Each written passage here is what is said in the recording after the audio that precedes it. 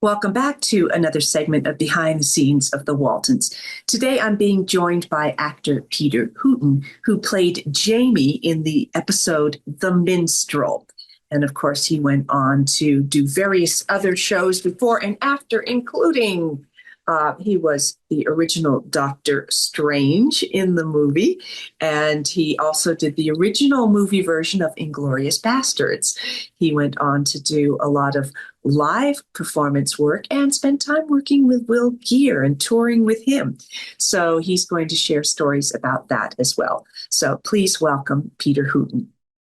Well, welcome, and thank you so much. It takes a lot of coordination to do these things, and I appreciate it. Well, you're working very hard, and that's wonderful to see. Thank you. Another thing that's wonderful to see is, when you were younger, we did the show 50 years ago.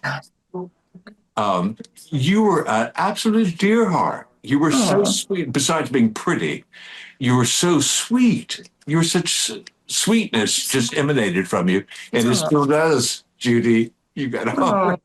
Thank you.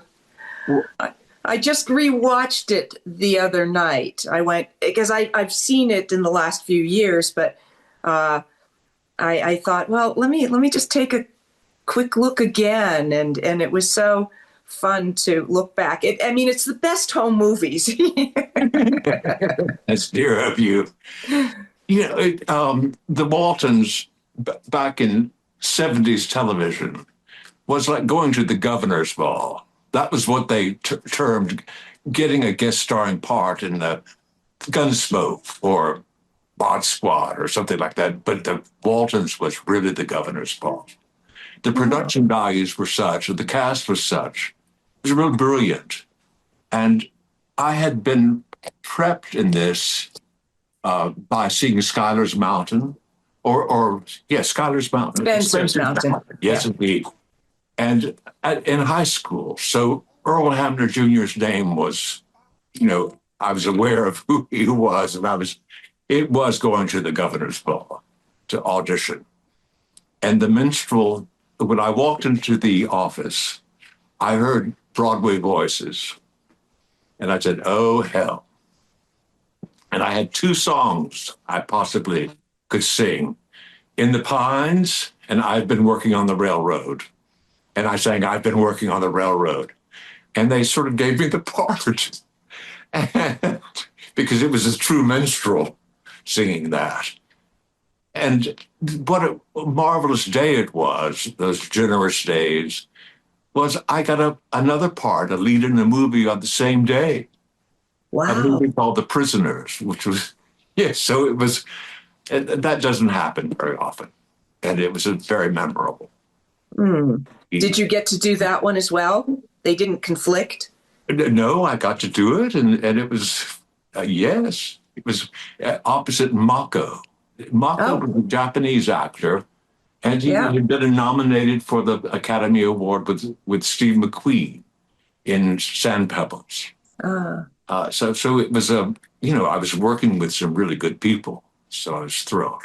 And what was your sort of entrance into acting? Because obviously it wasn't something completely new to you when you came to do the Waltons. I didn't start as early as you, but I was in a ninth grade high school play. We would perform 3 plays a year, and I was in every one. And also, I was a member of what we called forensics, and forensics would be debating and dramatic monologues, comedic monologues, and we had competitions in the Mid-South. I remember going to Vanderbilt from Chattanooga. Chattanooga is where I went to school in high school, a place called Baylor School. And they're known for their athletics, but they're also known for their arts.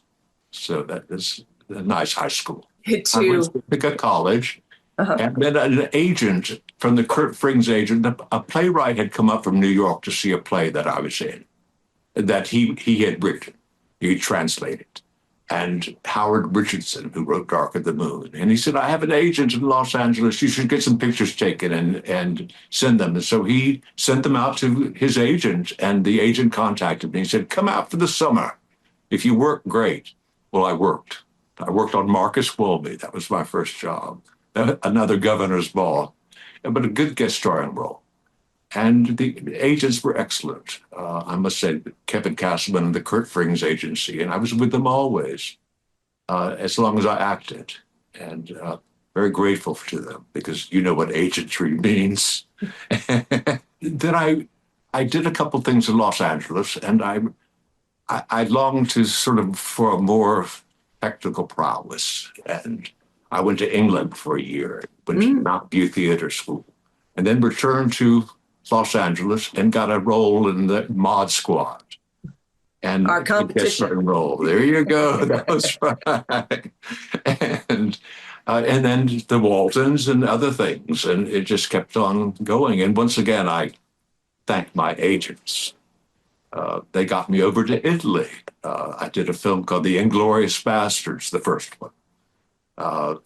Through the agent, I did Doctor Strange, the first one.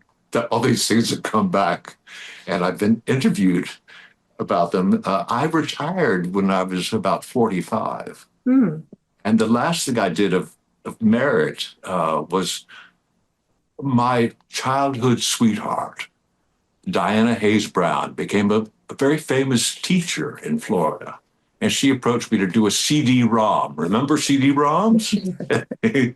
A CD-ROM playing the interlocutor, the host, of teaching teachers how to teach beginning reading. And that was, yay, that was quite nice. I enjoyed doing that. I felt very worthwhile. But just before I retired, I did some directing and producing. I had a company called Poetry Works. And I did a show on Elizabeth Bishop, and I did a show with James Merrill, the poet. It became a reader's theater called Voices from Sandover, and then went into a video film, I should say, called The Changing Light. Voices from Sandover, but it's based on his Pulitzer Prize and National Book Award winning long poem called The Changing Light of Sandover. So I had a very worthwhile, meaningful second career, in a way, up until 45. And then I was able to retire, and I moved to Florida and have been here since. When I first retired, I thought, oh, well, I'll be going back and forth to New York. No, it doesn't happen like that. and when you're out of the business, you're out of the business. You know, it's to try to get back in, it's almost impossible in many ways. You have to have a very good agent. About the Waltons, the production values, I just was rather astounded because I was playing the minstrel and I had a mule, and we did the approach to the Waltons' backyard on a set in the soundstage. Really? Yes. Walking the mule. And this is production value. This is wonderful. Then we did other scenes outside in the back lot. We did our scenes in the back lot, and I sang in the back lot, and so much fun.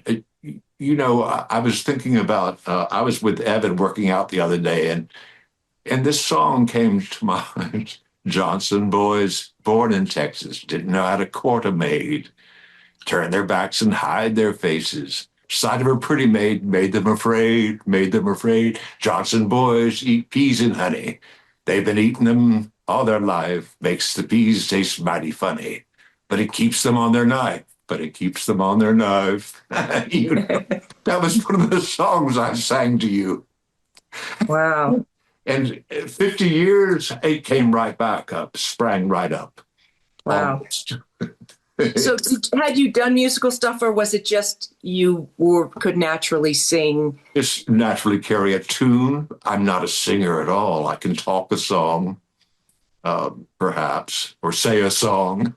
Which is probably what they wanted. You talked about how you heard all these Broadway voices, and they clearly, what you brought to it was just so natural. It was believable that he wasn't a trained singer. Oh, yes, indeed. One of the amazing things, and you've had it talk about your grandparents on the show, Ellen Corvey and Yeah. Will Geer. And Will Geer was a main mentor of mine. Mm. I'd always been interested in verse, but he really pushed my learning verse. He had a show up his sleeve to do during your hiatus, and it was a show he'd done with Woody Guthrie. Mm. They toured together and sung Woody's songs, and he would do Whitman and Frost and Mark Twain alongside Woody Guthrie and back in the 50s. And he recalled that, and he saw me as a perfect candidate.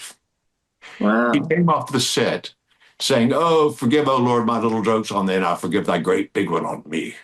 And I answered him with something like, Frost, we danced around a ring, suppose, but the secret's just in the middle of the nose. And he said, "You know poetry." And I said, "Very little." Will knew yards of verse. He Mm. knew Tennyson. I mean, he was Shakespeare, astounding. He said, "We're going to go on a show together. Would you like to do these, learn some poems?" And I said, "Absolutely." So he had a sister who lived in Eustis, Florida, and that's where the county I was born in. And my grandfather was police chief of Eustis, Florida. So we're all buried there.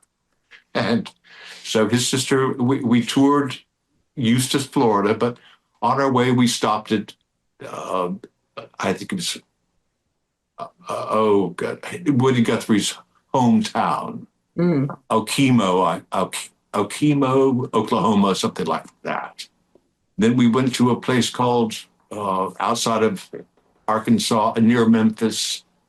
And then we went to Oxford, Mississippi, Ole Miss. And we went to Satsuma, Alabama. We went to Eustis, Florida, the Barter Theater in Abbeville, Virginia.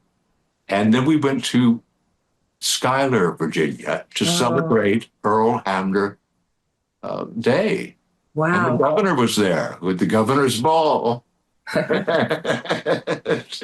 Oh, which was really quite something. And you might remember Will had an old Greyhound bus. His son, Raleigh, drove the bus. Well, here we go. We tour around this football field where Earl Hamner Day Jr. celebrating, and Will steps out of the bus with a crate of corn to give the governor, and you know, he was terrific. Yeah. My love to his family. I just adored Ellen and Katie and Tad and Raleigh and Melora and his children. And I Yeah. said, if they're watching, I send my love. You know, it was quite a legacy he has. He left Topanga Canyon's Theatricum Botanicum. It's an astounding place. It was an outdoor theater and specializing in Shakespeare. And it was, for a while, the only school in Los Angeles that taught Shakespeare. Mm. Did you work there? Oh, yeah, on Sundays. Wow. Lots of people would come out and say their thing and do their little bits. And yes, it was wonderful. It was a Sunday thing to do. And it was a Wow. beautiful drive out there. I got to do a concert out there in their Under the Oaks stage, their sort of auxiliary stage, and it was quite magical. Yeah. Oh, yes. Is it still running? Yes. Oh, wonderful. Yes, they have managed to. The family still manages to keep it going, and it's an institution. I mean, yeah. Indeed, that's Ellen Geer. Yes. She's the motor behind it. I'm bless her. I love her. I mean, talk about a family business, and Good. now the grandchildren and the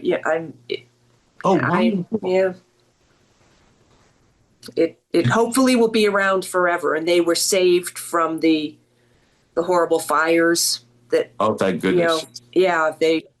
Because I spoke with Ellen after that, and we talked about Will, and I did a series of segments with her, and it was just so great to get all of that documented, and That's a lot of what I love doing here is getting these things and getting them on video and having them for forever.